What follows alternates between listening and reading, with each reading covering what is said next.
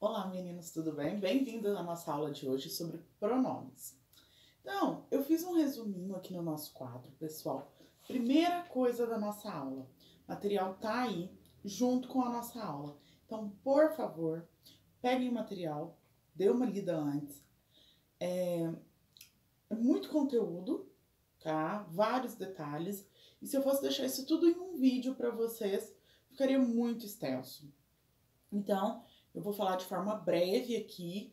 Então, é importante que vocês acompanhem no material e, principalmente, que antes de tudo, faça a leitura desse material para até entender o que eu vou falar aqui, certinho? Vamos lá, então, à nossa aula de hoje, pessoal. O que é pronome, né?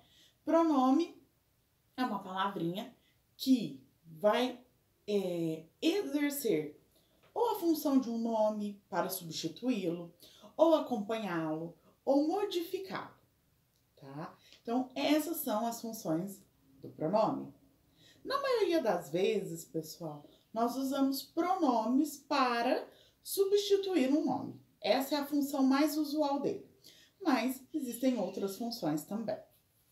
Os pronomes, eles se subdividem em várias categorias. São elas: pronome pessoal, pronome de tratamento, pronome possessivo, pronome demonstrativo, pronome interrogativo e os pronomes relativos. O primeiro, pronomes pessoais, eu acho que é o que todo mundo conhece, né? É o mais comum e o mais famoso de todos eles. Quem nunca antes de conjugar um verbo colocou eu, tu, ele, nós, vós, eles? Então, pessoal, com certeza todos nós antes de conjugarmos um verbo, né? Esses daí são os pronomes pessoais do caso reto, que a gente chama, tá? São os pronomes pessoais retos. Eles têm a função de sujeito, tá? Eles vão exercer quase sempre nas orações a função de sujeito e eles também terão características de um substantivo. Já o outro que eu falei para vocês, que são os pronomes oblíquos, eles exercerão a função de complemento. E além de tudo, eles podem ser divididos em átonos e tônicos, né? Então aí, vocês vão me falar assim: ah, aí no material de vocês tem uma tabelinha na página 22, tá? Na verdade, como eu coloco o material picado, então não vai dar na página 22. Mas tem uma tabelinha, deixa eu ver se eu consigo filmar pra vocês verem, ó. Tá? Tá aqui a tabelinha, ó. Vai lá, dá uma olhadinha, dá uma lida, porque a gente vai passando de forma rápida. Esses pronomes oblíquos, que nem eu falei, eles exercem a função de complemento. Eles podem ser tônicos, átonos e tônicos. E aí, pessoal, vocês vão me falar assim: ah, mas qual que é a função, como que usa cada um deles, né? Já que eles exercem basicamente a função de complemento. E qual a diferença? Eu costumo falar assim com meus alunos que a principal diferença deles é que um vem no começo da frase e o outro vem no final. Os átonos quase sempre no começo e os tônicos no final. Os tônicos sempre virão acompanhados de uma preposição. Um exemplinho rápido. Me empresta um lápis? Empresta um lápis para mim? O me, na primeira fase, é um pronome oblíquo átono. E o mim, na segunda frase, é um pronome oblíquo tônico. E ele veio acompanhado da preposição para. Existe uma regra muito importante aqui, e eu já devo ter falado isso para vocês em algum momento, porque eu sempre cito. Pronome oblíquo não começa a frase. Tá, pessoal? Essa é uma regra, principalmente lá. Ora, depois dessa aula de pronome, a gente vai ter uma aula de coesão em cima dos pronomes, tá? Então, eu vou passar isso melhor para vocês na próxima aula.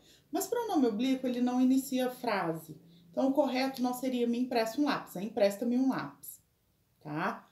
Mas, lá na frente a gente fala melhor disso. Mas só para vocês até entenderem aí a função de cada um, dos tônicos e dos átomos. Seguindo aqui no nosso material, a gente vai falar dos pronomes de tratamento. Os pronomes de tratamento, Vossa Alteza, Vossa Senhoria, Senhor, senhora e até mesmo você são pronomes de tratamento, né? O você tem um conceito histórico bem interessante, tá aí no material também, façam a leitura dessa explicação do que aconteceu com você no decorrer dos tempos. Ele era um pronome de tratamento impessoal e de muito, vamos dizer assim, de muito formalismo, e com o passar dos anos ele chegou a essa concepção de palavra você e a função que ele exerce hoje, que é uma função extremamente pessoal, né? E ele, óbvio que no começo não era você, mas tem toda a evolução lá dessa palavrinha para vocês. Dê uma lida, é bem legal. Esses são os pronomes de tratamento utilizados quase sempre, quase todos os pronomes de tratamento.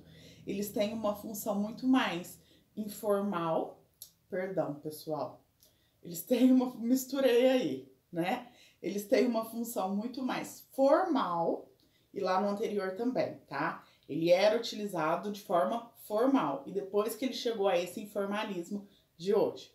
Aqui mesma coisa, tá? Eles têm maior rigor formal, quase sempre que a gente utiliza. Os pronomes possessivos, eles vão indicar posse, tá? Meu, minha, teu, tua. Essa caneta é minha, tá? E aí, a gente vai seguindo aí. Depois disso, pessoal,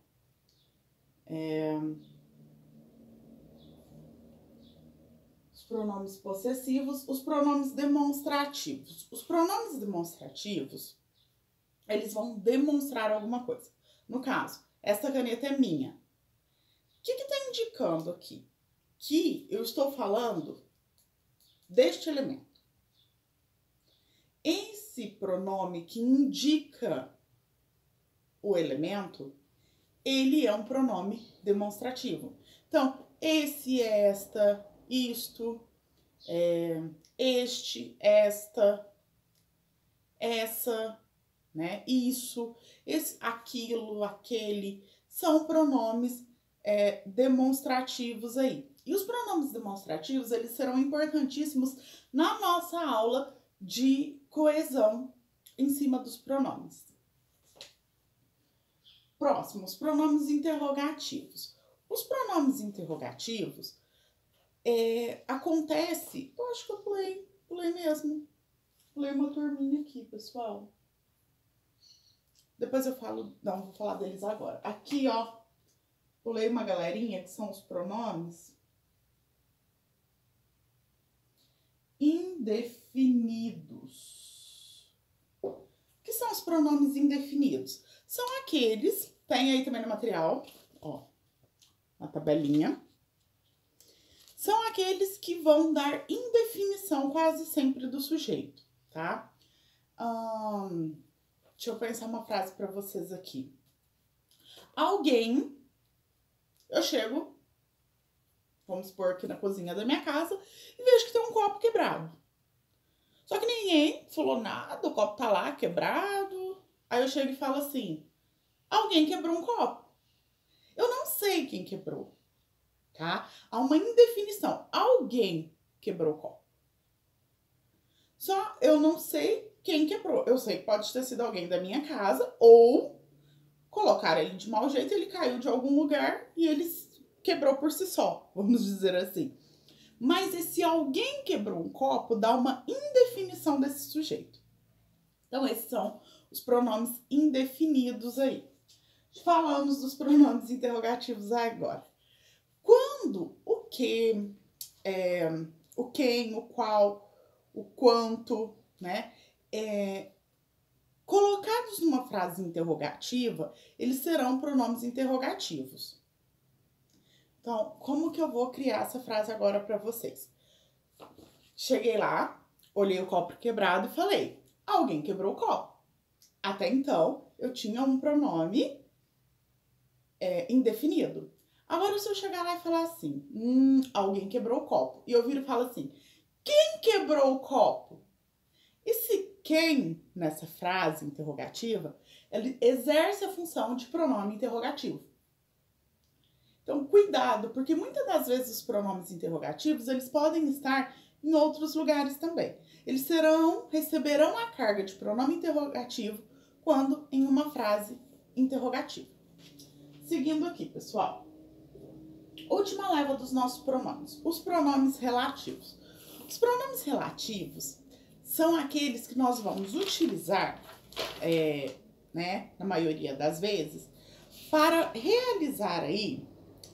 Vou até ler para vocês o que fala o material. Fala o seguinte, ó. O pronome relativo une duas orações em um só período e substitui um termo antecedente para que não se repita. Então, o pronome relativo, ele exerce a função de substituir alguma coisa, retomando. E aí tem que tomar muito cuidado, porque existem alguns pronomes relativos. Entre eles, o que? Que, qual, cujo, enfim, existem mais alguns. Mas o que é muito famoso. E o que acontece é o seguinte. Por conta da gente sempre pensar no que como uma conjunção, quando ele vem como pronome interrogativo, ele está exercendo, de certo modo, a função de juntar duas orações.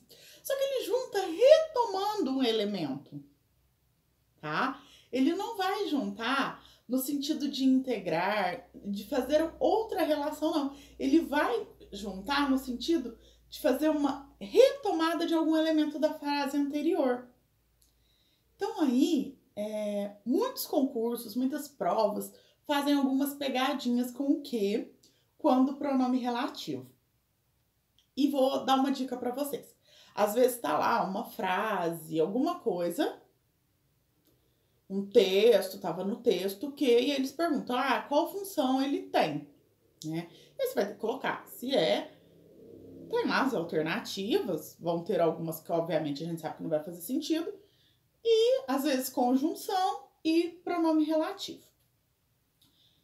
O que fazer? Na maioria das vezes eu ensino meus alunos o seguinte, tem uma questãozinha, você ficou na dúvida se é pronome relativo ou se é conjunção, substitui por um outro pronome relativo. Se a frase exercer sentido, é porque ele é um pronome relativo. Se não exercer, é porque ele é uma conjunção. Tá? Então, olha aí o exemplo que o material de vocês trouxe. Fui com os meus amigos a uma festa que estava muito animada. Fui com os meus amigos a uma festa, a festa estava muito animada. Então, que estava muito animada. Olhei, e agora? É só você substituir, né? Fui com os meus amigos a uma festa a qual estava muito animada. Onde estava muito animada? Onde estava muito animada, pode até ser também. E aí, é só vocês substituírem, exercendo sentido, pronome relativo não exercendo conjunção. Esse daqui foquei um pouquinho mais aí, né, por conta dessa brincadeirinha que eles fazem com esses pronomes relativos. Mas é basicamente isso. Espero que vocês tenham entendido. Mesmo assim, passando bem por cima, o vídeo ainda ficou bem extenso, pessoal. Mas qualquer dúvida, estou à disposição, é só me chamar. Tchauzinho e até a nossa próxima aula.